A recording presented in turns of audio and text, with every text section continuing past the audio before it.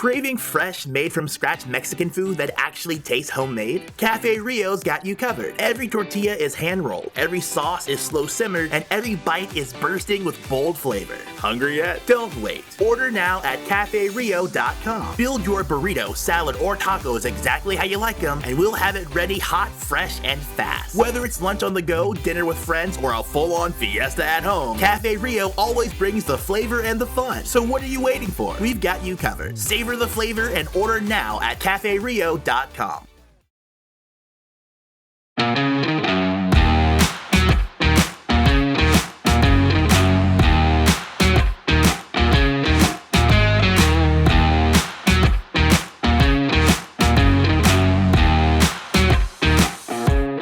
You're listening to the Utah Checkdown Podcast. And now your host, Josh Furlong.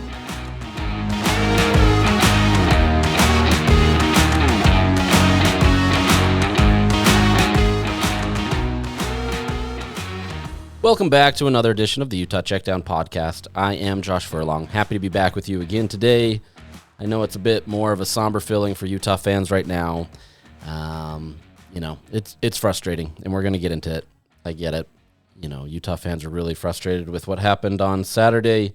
You felt like you should have that game, and by all accounts, there was easily a possibility that they could have, and it just didn't go that way. So we'll jump into that. That's what we're going to focus primarily on. I know if you're listening to this, you don't want to hear more about the loss, but there's context here, and I want to make sure that we touch on it because it is it's a rough situation. So we'll do that. We'll do a very brief update on the game updates for the next few weeks, and then kind of an AP Top 25 update, and jump fully into all of the rivalry games. So before we do that, let me tell you about our partners, Cafe Rio.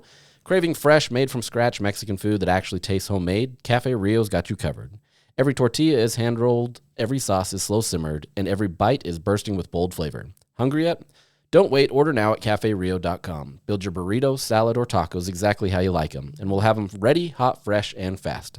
We've got you covered. Savor the flavor and order now at CafeRio.com. All right, let's get some administrative stuff taken out of the way real quick. Game update. Utah's game against Cincinnati next week is been given the 6-day designation window, so we won't know what that game time will be until roughly late Saturday night, early Sunday morning.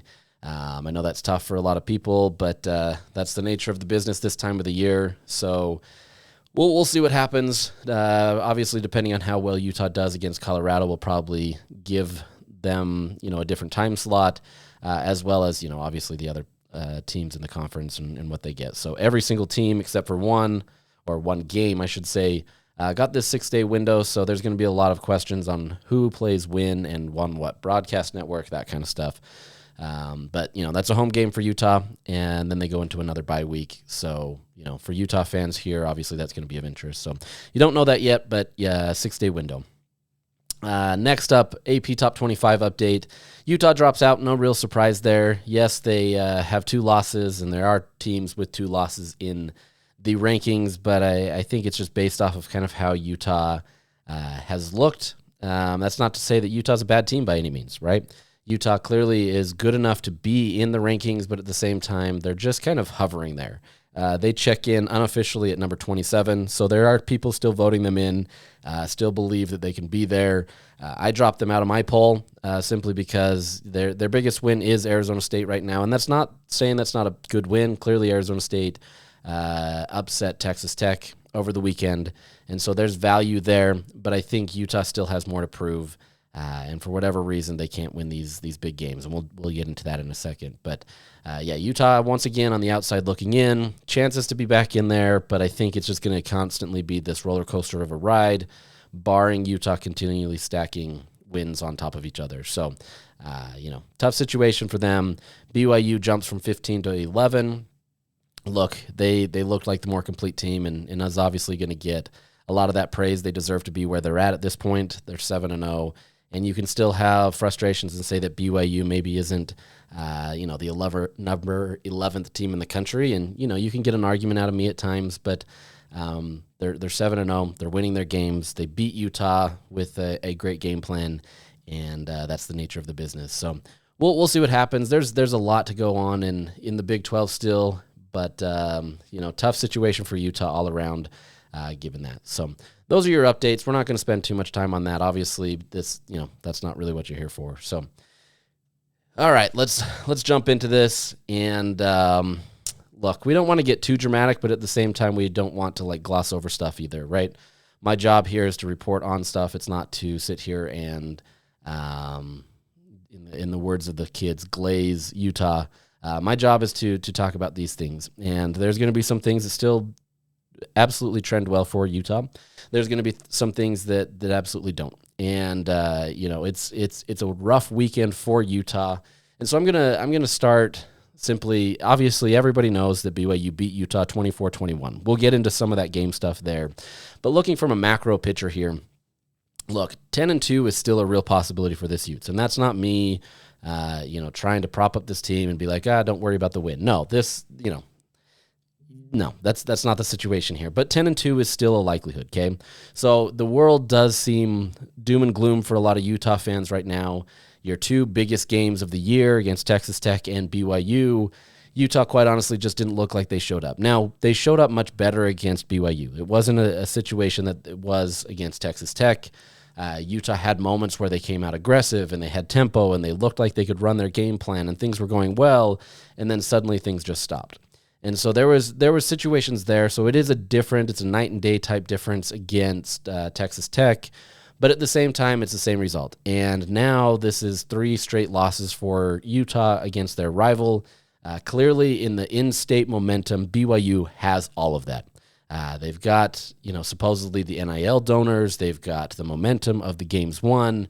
You've got a fan base that absolutely buys into everything that's going in, and it's a tough situation for Utah, right? Just the outlooks of that, just looking at the in-state viewpoint of that, it's a tough look for Utah, and that's the nature of these rivalry games, right? Not only is it a conference title race, but it's the race to be able to get the recruits. It's the race to be able to have the momentum in your state. And all of that is essentially lost for Utah. That's not to say that all is lost, but it's tougher now. They have to act as the team that now has to change things, right? And that's a difficult position to be in, considering kind of everything that's going on. So, a tough spot, and it only gets more difficult, I should say, when you look at the situation of what took place this weekend. So, what took place, in short form, is Arizona State beat Texas Tech. Now, on the surface, that seems like a great opportunity for more chaos to be introduced into the Big 12 that allows more teams, in theory, to be able to have a chance at competing for a Big 12 title. But in reality, what that did is that just boosted Arizona State's chances more than any would like to admit. Even though Utah got a blowout win over Arizona State, the win against Texas Tech, compounded with BYU beating Utah, absolutely changed the metrics of this conference in one weekend. Now, there's still a lot to go, right? Most teams still have 5 games left in the season. A lot can be done within that time. But given the schedules for some of these top teams, outside of BYU are, they have the toughest schedule going away. So this is going to be tough for BYU, and if they can clear through all of that, they deserve to be there 100%. There's no question there. These other teams, Texas Tech and Arizona State, Cincinnati to an extent, they have to play Utah. They have to play some other teams. It's not in control as much for them. For Texas Tech and Arizona State, this becomes a much more simple situation now. And the rest of their schedules lay up well enough that they could be absolutely favored in the remaining games. Now, what that means is you've essentially got a 3-way race for that conference title. Yes, Cincinnati's included in there. I'm going to go ahead and say that they're kind of out of that based just on the projections, right? I know that they're doing better than that, and I don't want to say that they're out of that, but I think Cincinnati, just based on the schedules, looks more similar to what Utah's in. Even though they've done well, they've got a situation where they've won a lot of games. They're kind of still in a situation with Utah. Now, that can change quickly, and Cincinnati absolutely can be in this championship game. But looking at some metrics on how this goes and kind of some projections on what takes place, this essentially has unified into a 3-team race. just like I said, based on those schedules. And so that becomes a very difficult challenge for a team like Utah, who absolutely could run the tables, right? You could go through the rest of your schedule, go 10-2. What a phenomenal season after going 5-7. Like, nobody's going to knock that. Nobody's going to be upset. If you were to go before this season and say that that Utah is going to be 10-2, I guarantee you Utah fans are going to take that, right? I think many had the ceiling somewhere around 9. Maybe some not as optimistic fans thought this could be an 8-4 season. So 9-3 is still great, but a 10-2 season is 100% something that everybody's going to take. The problem there is that even at 10-2, there's a likelihood that Utah does not get into the Big 12 championship game.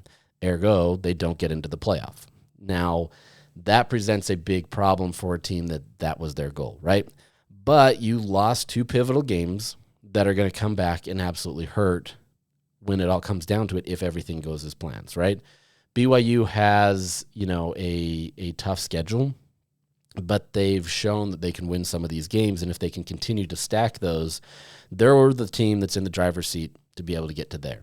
Arizona State, Texas Tech, once again in there. I don't really have an easy way to show this on a podcast form. Maybe I can get into this a little bit later, but it's still pretty early in this to do it in a written article. But like I said, you're just going to have to trust me based on a website that I've been tracking that shows a lot of these things that can kind of play around with the math of this. It's very difficult for Utah to get into this situation, getting into the Big 12 title game, barring other teams around them losing. And so, it's a crazy conference. That's not to say this can't happen.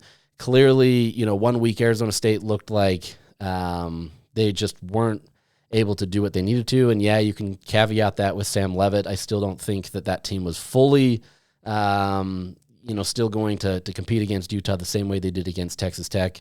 But, it happens. Sometimes those types of games wake you up and you see that Kenny Dillingham got the most out of his team and they did really well against Texas Tech. So that, just looking at that kind of perspective, the Big 12 slate right now for Utah is tough. And so you lose a game where, had you won that, Utah is pretty much penciled in, favored-wise for a Big 12 title game. That's the razor-thin margin here for this thing. And so you lose a game by 3 points to BYU, and suddenly the sky is falling, right? You go from having everything essentially at your disposal to really just having everything there, and suddenly one loss, and it's not just one small loss, it's obviously to your rival, who, like I said, inside the state is going to make, a lot of noise about that. Not only does that change that, but now it's changed the Big 12 metrics. And so really curious to see how this goes. With that said, look, the sky isn't fully falling. If you can still end this season 10-2, that's a successful season. I know people don't really care about bowl games at this point, but if you can go out there, you can get some experience, continue to do those things. I think those things do matter, right? And it feels crazy kind of talking about it this way, that it's almost like, hey, it's almost like last year where it was this is Utah ever going to win again? And I get that feeling from some people, right? Like, I get that it feels that way, especially in relation to BYU, just because the optics just aren't there. It's just not been a good situation for Utah these last 3 times. And so it's a tough spot. So, I sympathize with you in the sense that, it can feel that way. But at the same time, I'm here to tell you that it is not all bad. Now, with that said, there are some things here that have to be looked at. They have to be scrutinized. They have to be viewed from a lens of what is Utah going to do? Because at the same time, forever, Kyle Whittingham was kind of this coach that could go get these, under-recruited players, coach them up, get them to be these star players, many of them going on to have NFL careers, and Utah just going out there and dominating these teams, right? That doesn't mean that everything was easy or great for this Utah team. Clearly, they still had to go against the likes of USC and Oregon and some of these other teams, Washington for years, and had to absolutely improve their game. And they've done well in the recruiting space, and they've done well to be able to bring in these classes that allow them to remain competitive. But a lot of what has taken place over the years has really altered what Utah, a.k.a. Kyle Whittingham, has done. And I know there's going to be a lot of questions about Whittingham and whether he should remain as the head coach right now, right? I don't think anybody's asking for him to be fired. That's not the question, and you're asking the wrong question at that point. Like I said, you're still in line for a 10-2 season, but at the same time, you're starting to see scenarios where the game is slowly getting past Kyle, right? And I understand that, and I think you can absolutely be looking to the future and wanting to be able to have the team move on to Morgan Scalley. I saw some tweets from former players that are all embracing of the Morgan Scalley era. And I know there's others out there that say it's just going to be a lot of the same. I can tell you it's not, at least from a philosophical standpoint. They do have a lot of similarities in how they approach the game, but they are different, and they would operate these things different. So from that vantage point, Scalley would be a different coach, but you also don't know what you've got, right? You could be trading a coach that's got a proven record, who's done it year after year after year, had 3 losing seasons essentially in that tenure, and been one of the best coaches in the country. On the same vein, you don't know what Scalley can bring, and I think there's a lot of trust in him, and there's a lot of belief that he can get there, but at the same time, it's new, right? You don't know what you have there, and that becomes a challenge. And so do you trade some of those things, which is going to happen? Like, this isn't one of those things where, like, well, is this what they want to do? No, this is going to happen eventually. The question is this getting to the point where Kyle needs to consider that, right? Does he need to go out and say, look, my time has passed. I've done everything that I need to. Let's play this out and say that Utah goes 10-2 again, or they go 9-3. That's an absolutely successful season for this Utah team. And I think you can look at that and still be proud of what he accomplished and get everything that he needs done. There's not that sour taste that was last year. You still did well. And yeah, the BYU game is going to hang over you, and you're going to go out on a 3-game losing streak. But at the end of the day, there was still a lot of domination from the Utah side on that as well. And I think Kyle brought a little of that perspective into the game after, when he was asked about it, and he said, look, like, before that we had a 9-game winning streak. 3 isn't going to change the metrics in terms of how they're going to view it. Now, personally, behind the scenes, Kyle absolutely hates that. He's probably internally seething that he has to go 3 losses straight to a guy that considers him his mentor. Nobody likes to have that, right? The youngins coming up and beating you. But, that's the nature of what it is. And if Kyle's continually believing that he will do what's best for the health of the program, that has to be factored in. And so you've got a situation here where, is Utah ready for a new voice? I think you're starting to get that a little bit. I think people are wanting that to some extent, but that's not to say that it needs to happen immediately, right? I think Kyle still has the cachet. He still has the ability to coach him up. He's transitioned in with the times as much as he can, but at the same time, I think there is a desire, and so there's going to be some questions there, and they're all valid, and I think they're all 100% worth having a conversation about. Kyle's not going to bring that attention to himself, even if those are the conversations he's having with himself internally. I think there's still a lot of belief that this is his last year, but it's far from a foregone conclusion that it will happen, right? But at the same time, there are some things where people are getting frustrated with that. So looking at this game, this is a game where Utah, I wouldn't call it that they dominated, right? This is a game where Utah was able to move the ball on offense. They were able to do what they needed to get a win. They outgained BYU 470 yards to 368 yards. But when you look at the totality of this game, it felt like BYU just had all of the momentum. So even though Utah could move the ball, they could get down the field, they could do what they need to, the key moments where Utah wasn't able to get it done was in the red zone. They committed 12 penalties for 77 yards. And look, I've seen so many different things on social media about the refs. Like, every single game is going to have it, and I understand it. Both fan bases are going to look at this and be frustrated with it. That's the nature of every single game. It is tough when it's not consistent, and I get that, right? Like, anybody that's watched football understands that it's not consistent. But at the same time, you have to play up to what it is. And there was some of those situations where They could be questionable. Quite honestly, Tobias Merriweather got a gifted PI. Like, look, you can look at it from that way and say Utah absolutely benefited from that, gets their touchdown late to be able to make it a 3-point game. It happens, right? So, like, this isn't just a one-sided thing. But at the same time, there were many of those penalties that didn't need to be there, right? Like, you can control some of those, whether it be a delay of game, a false start, those types of things. You've got to be able to remain composed. And in a game like this, where the stakes are going to be high, you can't allow those things to happen. Now, there's other factors here. There's not just one thing here, right? You've got 3 turnovers on downs. You've got 2 actual turnovers, 1 an interception, 1 a muffed punt that was just kind of inexplicable. And you've got decisions that from the coaching staff that have many people questioning it. And I'm gonna play something here from Kyle Whittingham from his press conference Monday about it. And you can agree or disagree with him, but we're going to get that. But I think in totality, this is where things go wrong, right?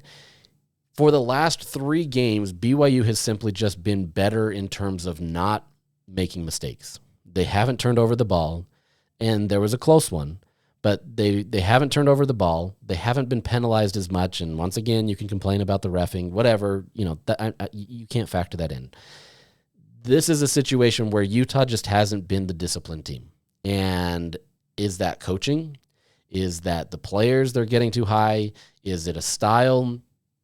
What is it? And I think there's situations here where we've started to see in some of these bigger games, Utah changes kind of what it does. And that's also, you've got to give credit to the opposing teams, right? Like, just looking at this year alone, you've got to give credit to Texas Tech. You've got to give credit to BYU. They came in, they had a game plan, and they executed it, right? Would it have been perfect? Probably not, right? Like, I mean, it's not like BYU just blew the doors out and just threw for 1,000,000 yards or rushed for 1,000,000 yards. Now, they rushed for a lot of yards, but it's one of those things where they executed their game plan and Utah didn't to the fullest of capacities. Utah executed. They did well on offense, mostly did okay on defense, but it was all these other little things that really frustrated this game that allowed Utah to not get there. And so when you have these little nuances, these little things that go on, it turns into suddenly a loss. And that's where Utah's found itself. It's not like Utah was beaten down because the other team just has such better players. Now, you can argue that there's some players there that just did really well, but Utah kind of went away from some of their core principles of how they do things. They still leaned into it. They obviously needed to run the ball. And Daniel Bray, the true freshman, did really well, rushed for 121 yards, a touchdown on 10 attempts, 10 carries. And so they were able to be effective there, but they also didn't really utilize Wayshawn Parker. They didn't really utilize Nakari Rogers. I mean, Nakari had 1 rush for 2 yards. Parker had 8. Now, that's more close to the yardage that he's been getting, but Dampier ran 15 times when he usually is around 10. And I'm not saying that any of those things are bad in and of themselves, but it was stuff like that where they changed the tone and the game plan. Utah was executing really well when they went up tempo, and they did these things where they could move the ball, and suddenly, you get the ball at I think there was one where they had it at the 10-yard line or something close to that, and they moved the ball with ease. I think they even scored on that drive. Like, it wasn't, there were some improbable times at times where Utah looked like they were going to get stuck, but they moved forward and they did what they needed to. And then other times they just kind of seemingly took their foot off the pedal. They didn't have the same mindset. Once again, BYU gets credit for a lot of that, but they just didn't have that aggressive push.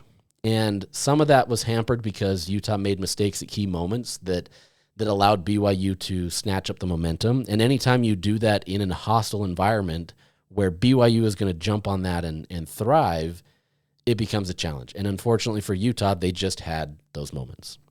So let's jump into some of the key moments that a lot of fans are frustrated with. That's the red zone performance. Coming into the game, I've talked about it many times. Utah was 28 of 29 in the red zone. Phenomenal stat, done really well. And it's not just that they've been scoring, field goals or whatever. This has been touchdowns. They've done really well. And then coming into this game, or in this game, Utah goes 1 of 5 on 4th downs. They don't convert very well. Even on third downs, they were 5 of 12 and just really struggled to kind of move the ball. Now, the first instance of this where you could kind of see where Utah's direction was going to go was it was on their first drive. They get the ball, they drive down the field. Looks like they're going to do really well. They just came out with a much more aggressive spirit. It's just far different than how they played against Texas Tech, more akin to, let's say, the Arizona State game where Utah just looked to be in control. And to do that in a hostile environment, was a great sign of where things were going to go for Utah. They get into that area. I think their 11-yard line. I don't have that stat exactly with me. They get there. It's 4th and 1. Utah has converted 80% of their 4th downs this year. The analytics are always going to tell you to go for it on 4th and 1, especially with the numbers that have backed that up. Had Utah been, like 10% this year on 4th downs, maybe you reconsider that a little bit. But there was no reason not to go for it. So, let's get that out of the way. There's no reason Utah shouldn't have gone for it there. And I understand in retrospect, going for the points would have made more sense. You want to get those 3 points.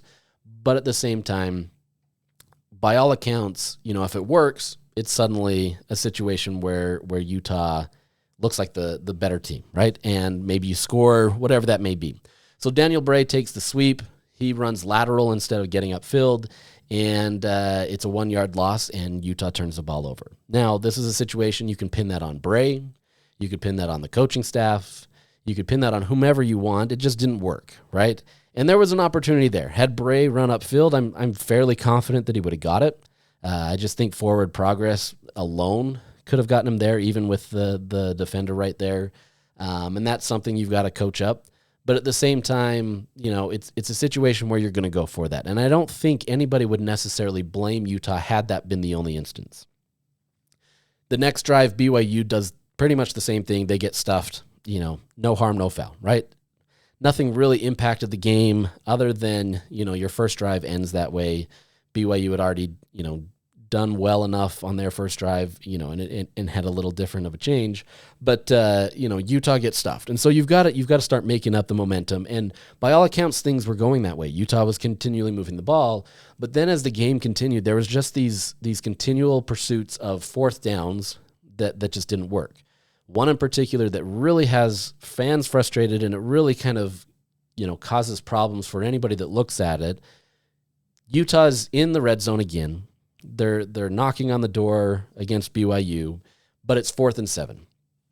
And, Utah trots out their field goal team. Dylan Curtis goes out there, and right as he's about to kick it, right before they snap it, BYU calls a timeout. They clearly saw something that they wanted to do. Maybe they wanted to ice him. I don't really know. But they wanted to do something different. And Curtis still gets the kickoff, even though it was called time. And the kick is wide right. It's not even close. And this is an area of the field that Kyle has said that has been kind of tricky for Utah. And so they decide, after seeing that especially, that they needed to go for it.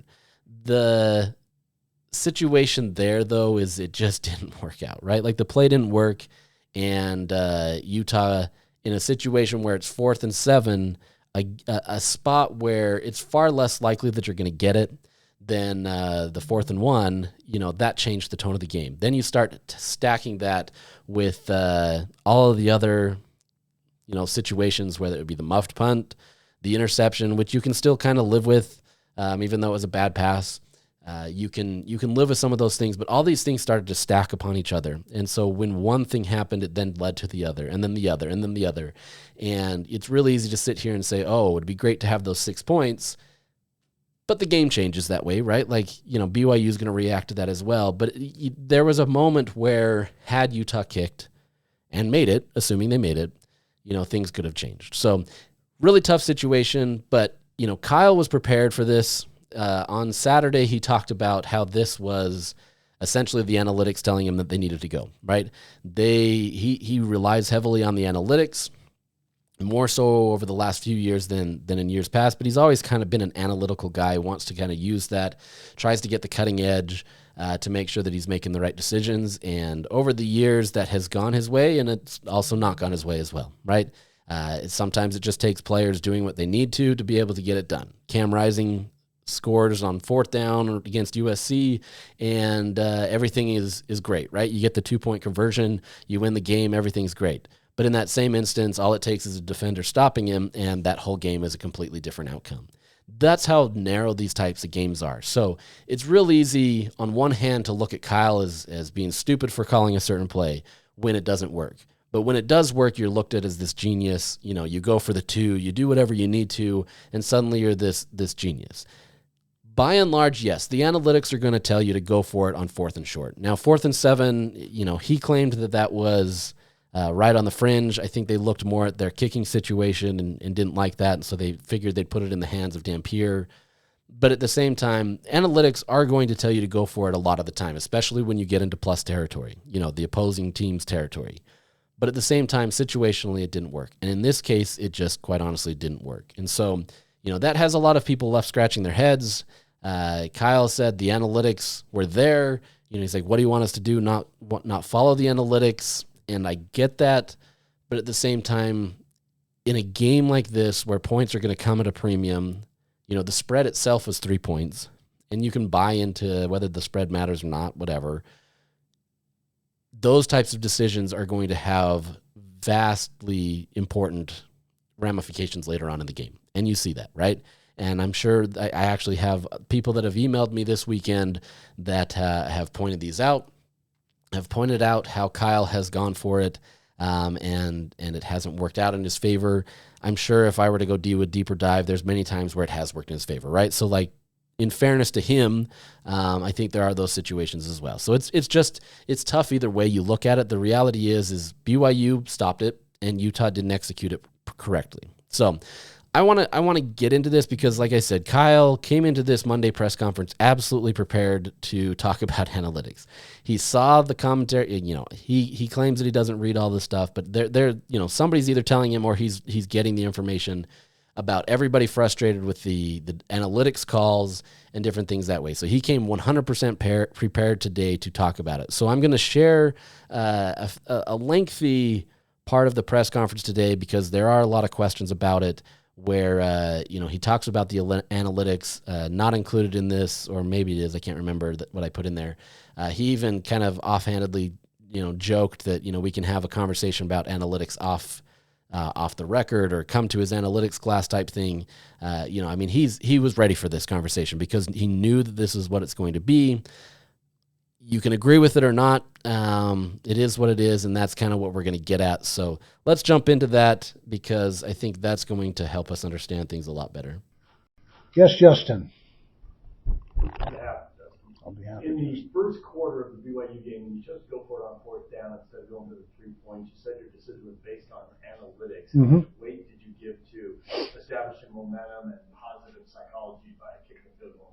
Well, analytics takes all that into consideration as well. I mean, they're first of all, if you think you're smarter than analytics, you're not. Anybody out there? If you think you got better grasp of the game and strategy than the analytics do, you don't. Now, there's an asterisk to that. Unforeseen circumstances in a game that guys say you get a couple offensive linemen injured, or you're trying to kick a 50-yard field goal into a 50-mile-an-hour wind. I mean, there's things that do arise. And so we pay close attention to analytics, but not exclusive attention. The analytics in that particular situation you were talking about, it was a full-on go all the way up to 4th and 5 or less. And so at 4th and 1 is a no-brainer. I mean, I don't know anyone in the country that subscribes to analytics, and I would say 90% at least of Power 4 teams do, maybe 100%, would not have gone for it in that situation. And so that was an easy call, one of the easiest calls of the game, 4th down wise. And you say, well, why didn't you kick it? Well, yeah, we could have kicked it. Are we going to make it for certain? I mean, that's not a guarantee. And touchdowns are so much more valuable than field goals. Then it's just that's why analytics is so heavily in favor of 4th down conversions in the red zone because of that. A field goal is actually a loss in the red zone. I mean, that means you've moved the ball and you've got within striking distance, but you're bogged down. And so we try to do everything we can to score touchdowns, as does everyone in the country. And that was the reason for that, is the analytics and my own personal opinion were aligned. And again, it was Had it been 4th and 5, it's still a go, and it was 4th and 1. We were coming off a very good game on 4th down against Arizona State. We put the ball in our best player's hands, Devon Dampier, and just didn't work out that particular time. But like I said after the game, bad result doesn't necessarily mean it was a bad decision going into it. So, good question, though. I was thinking on that just a tiny bit. When you look at that on the tape, was there any telltale on why you weren't able to get through? Yeah, we didn't block it exactly, that particular play exactly correct. And, I don't want to get into who was incorrect or what, any of the specifics, but we didn't execute it very well. That was the bottom line. And the same thing on the 4th and 3 from the 12-yard line. And again, that was a go all the way to 5. Same thing. It was 4th and 5 or less. You go in that situation. And same thing there. Put the ball in our best player's hands.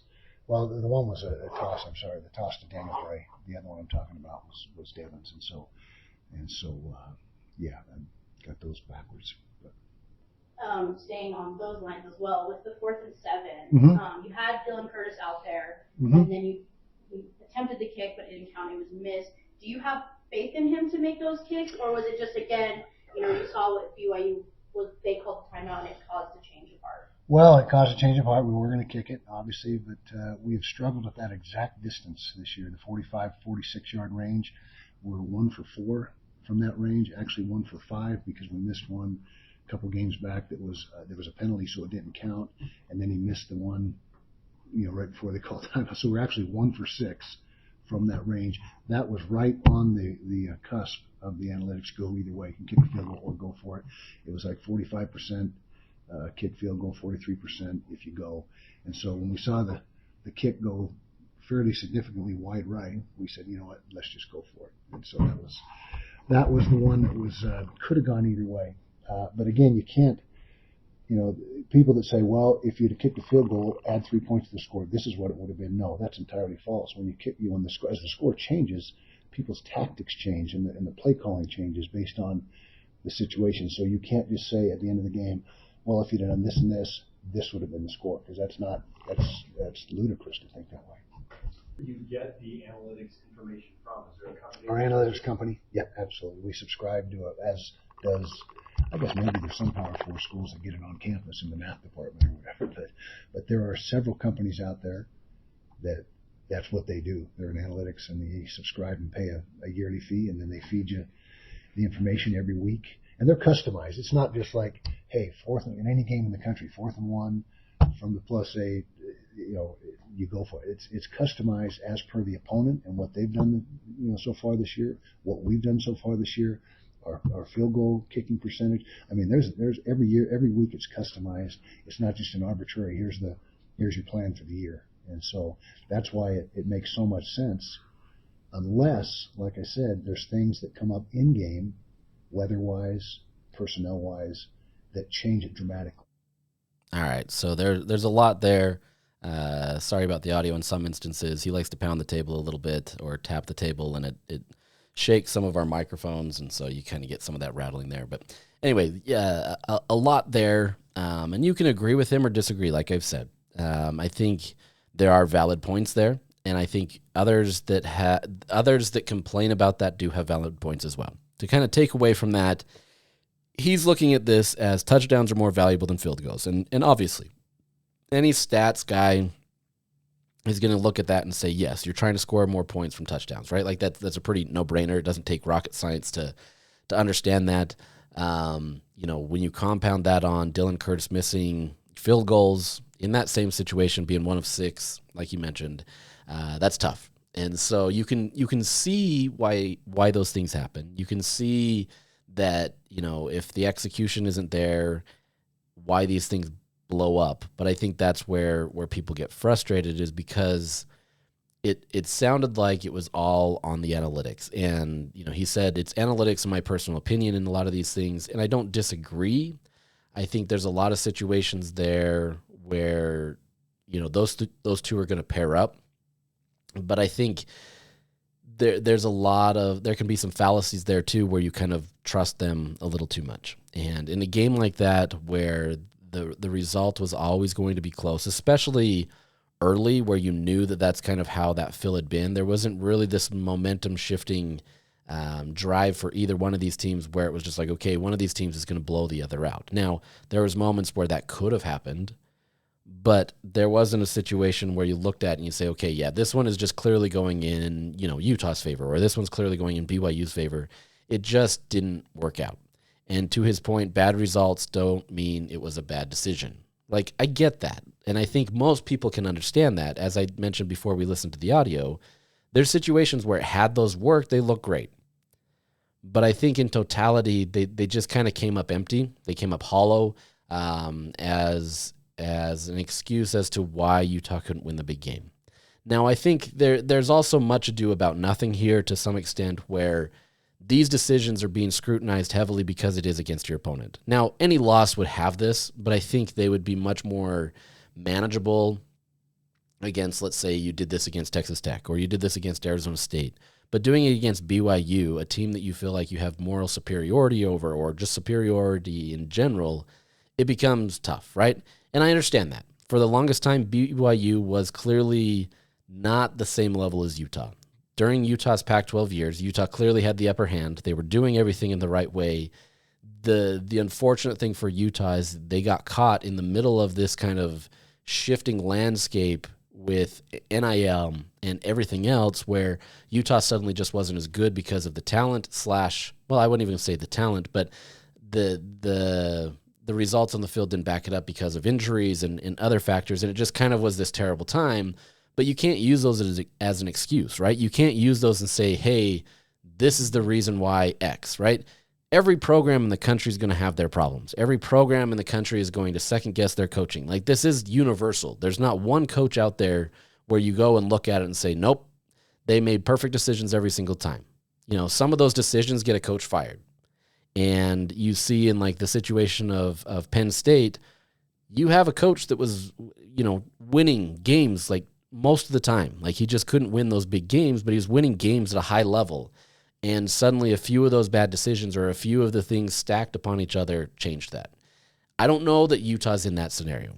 Now, you could maybe put them close to Penn State in that situation where they've been really good at winning games consistently, but they haven't been able to win the big games lately. I can buy that. I can get behind that and say, the last few years in especially Utah's really struggled with that. And look, you can point to games like Utah beating USC or Oregon or any of these. That's not to say that they haven't been able to do it. I think they have a better track record than some other programs that do that.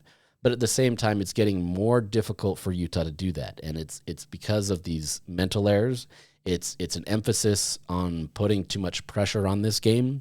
Even though there's a lot of conversations about it just being one game, for whatever reason, that hasn't worked. And so then when you do have these fourth down situations and when you do have these turnovers and you have these things that continue to stack on each other, it becomes a challenge. And it's easy to kind of dissect all that stuff when that happens. So, look, I don't want to continue that for too much longer. Like, you get it. We heard from the head man. Like I said, you can agree with him or not. And, that's really your own personal preference. I'm not putting my own personal preference there because it doesn't really matter. At the end of the day, he's got his rationales for doing it, and, he believes that they're right, and many of them can be right. But at the same time, it has been this way a few times where Utah just isn't able to do it. So at that point, where does Utah have to look to kind of change that? Right? Like, you can blow out these bad teams, right? There's no doubt that Utah is a good team. They're like on that fringe of good but not quite great. And maybe they're great but just not like great, if that makes sense. Like, maybe that's, a shifting scale. But Utah is closer than I think many people want to admit. The problem is they've lost to two teams that are also in contention for the Big 12 title. They're also teams that are spending a lot of money to be able to do well. That's not the excuse.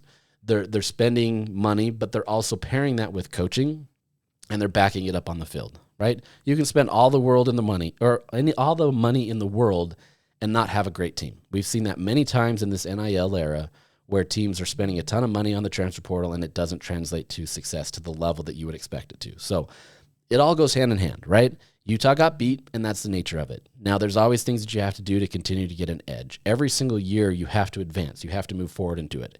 And so that's where kind of Utah's at a crossroads where they have to advance.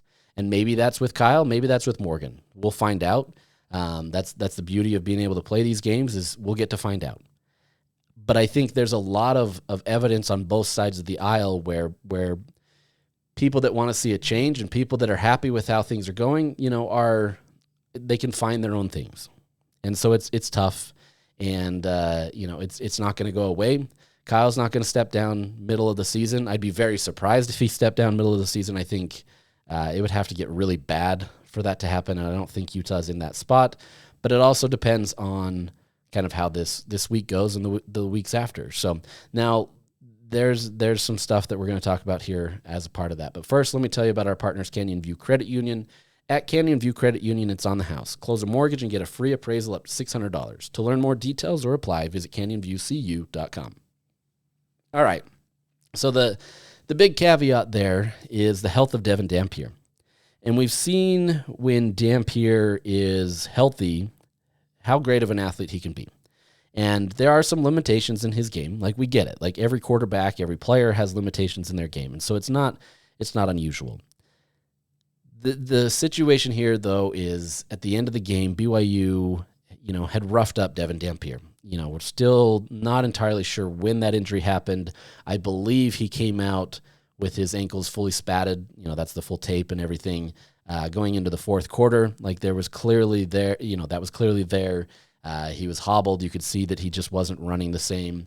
They also brought in Bird Ficklin to be able to kind of offset some of those designed runs that they had Dampier do. So it was a clear shift in kind of the thinking from this coaching staff on how they wanted to approach it. Still, Devon was in the game. He still continued to try to do his best. Led Utah on a touchdown drive. It wasn't always pretty, but still led them on a touchdown drive and was able to get there. So, Utah's never going to perform any excuses here.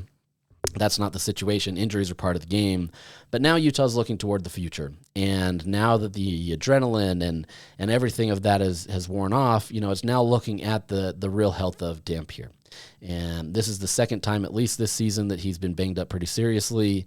And, is he healthy enough to be able to compete against Colorado? Or at least that's the question that was asked of Whittingham. Whittingham obviously doesn't like to give injury information out publicly. He's now just waiting for the availability reports and leans heavily on that as kind of the explanation. But within all of his conversations about it today, he was able to get us to a point where we could find out a little bit that Devon is just not 100% healthy. And, that's clear. Devon said, at the end of the game that he was fine, essentially, but he wasn't, at least to the level where he could be at 100%. And so, there's a real look at, is Devon able to perform the tasks that he need to? Kyle Whittingham said he got beat up by BYU pretty good. He suffered some injuries that really, really were tough. But he just said, Whittingham said essentially that the availability report will come out Wednesday and we'll know then. But he gave this little caveat, and you had to listen to it. He said, and so that's a distinct possibility, I can tell you. And he's referencing that Devon won't be able to go this week. But on Wednesday, you'll start getting the availability report and the likelihood of who's playing and who's not. He then later followed up some questions about, Bird Ficklin coming in, and if Dampier doesn't or isn't available, would Bird come in, that kind of stuff. And, he embraced it. There wasn't any shying away from having the conversations about Dampier not playing or having the potential to not play. It really is just one of those things that it's going to be TBD, but he's leaning in a little bit more on the thought that Ficklin could play. So, Utah, we're going to have to see. It'll be interesting to see how Utah progresses with this.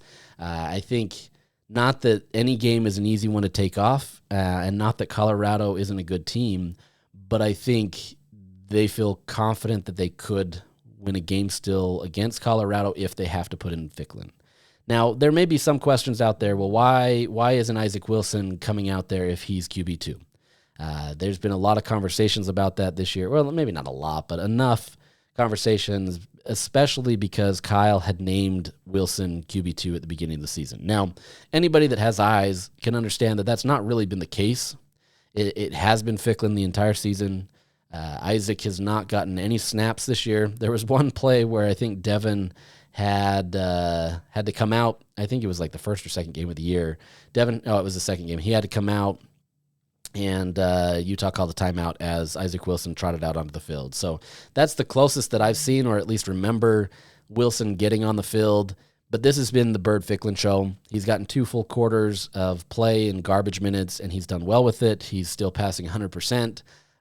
He's thrown for 138 yards and 1 touchdown. He's also rushed for 111 yards and 3 touchdowns in 6 games. So it's clearly in his favor that's where it's at. And Kyle didn't shy away from that this week. He talked specifically that Bird would be the guy, that he's done this all in fall camp and spring camp. He's come in and he's done exactly what he needs to do, and they really feel confident about what he can bring. The reality is that's going to be a tough situation for a true freshman. Now, anybody that's watched Ficklin understands that he's kind of got that same mindset and skill set as Dampier. And so there's potential where there's not a lot of drop-off should Dampier not be able to play. Now, the drop-off there comes with the experience, right? You've played 6 games, but at the same time, he's only thrown it 9 times.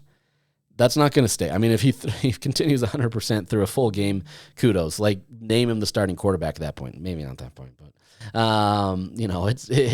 it's one of those things where no quarterback is going to go 100%, at least in a true full game setting. But I think this is kind of, where Utah's going to be at going into this week. You're not going to know if your starting quarterback is at full health. You're not going to know what the situation is going to be. The hope here is that Utah would find out early, and that if Devon Dampier is injured, or at least there's a true question as to him not playing, that the coaching staff gives Ficklin the majority of the reps this week. One of the biggest issues last year with Isaac Wilson was he just didn't get a lot of the reps, even though he was kind of pretty much guaranteed the starting job that weekend. It wasn't guaranteed because there were still questions about what was going on, but it was Isaac's job. And so it became a challenge for the starting quarterback to get, or the backup quarterback in that instance, to get the reps, the chemistry, and everything down when you're still, getting limited reps. You're not doing everything you need to. So for Utah to have success this week, they've got to kind of decide early, in my opinion. They've got to figure out, is Devon able to do it? And is this Devon able to do it in a way that's not going to hurt the team? Because I guarantee you Dampier is going to come in there and try to play. He's a guy that is hungry for it. He doesn't want to sit. He believes that he can play through injury. But I think Utah has to really be considerate of the fact that, is that going to help them or hurt them? And this is really where we're going to find out how Utah takes this season. You lose this game to Colorado and everything goes out the window, right? That's not to say Utah can't get to a bowl game, but I think you really kind of lose the mindset and the direction of this program if you lose to Colorado this week. And I don't want to pin it on one game, but at the same time, coming off of a loss to BYU, you've got to be able to make the right decisions this week in the lead up, in the practice, to be able to do that.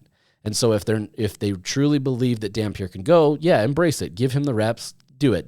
You can't really scratch him last minute to then try to throw Bird in there. But if you're going to go Bird, you've got to give him those reps this week, and you've got to make it work. So tough situation for Utah. I know there's a lot of people that are excited to see what Bird can do. Clearly has a great throwing motion. Clearly can do what he can to be the guy, but we don't know what it'll fully entail until he gets out there.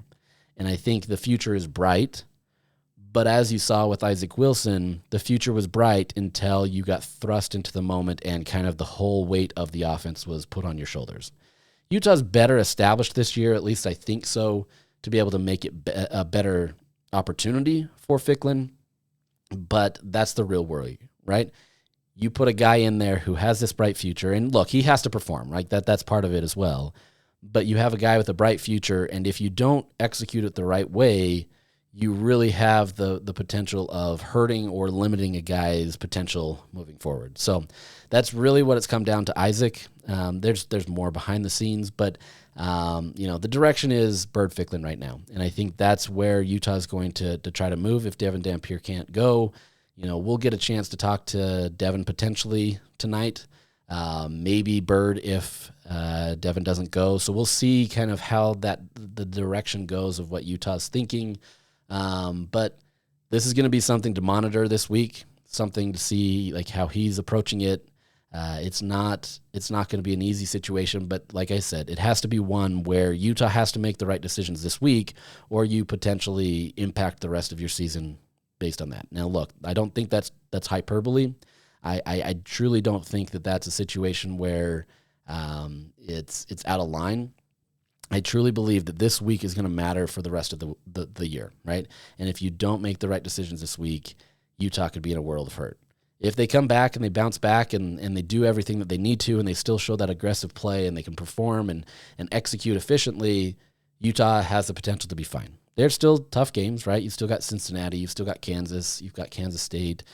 You've got some tough games along the way, but it's not a guarantee by any means. And all it takes is the momentum changing, the tone changing, and suddenly this team loses belief. And that's a dangerous thing. The second you lose belief, it's really tough to get those guys back and moving forward. I don't think Utah's there yet, but we're going to see it. I think they continue to fight, they continue to move forward, but you can start to see things unravel if things don't change. And we'll see what happens there. So that's going to be the episode today. A lot of winding a little bit and talking about a lot of the things, but I think that's the frustration, right? Like I think Utah fans are frustrated based off of the performance there. The coaching staff, the players are frustrated. They truly believed that they should have won that game, but at the same time, the play on the field didn't back it up. And that's really what it comes down to. The coaching decisions didn't work. The play didn't work. You've got to be assignment sound on execution. We didn't even talk about the defense and a lot of their lapses and some of the frustrations there. That's the nature of the game. And if you can't get those things all working together, it becomes a real worry and a real tough way to be able to try to beat a team that isn't making those same mistakes. So we'll come back later this week. We'll talk about Colorado. We'll preview them, move on, and see if Utah's ready for the weekend or if this is going to be one of those things where it's another long season based on the last part of it. All right. Talk to you later, guys.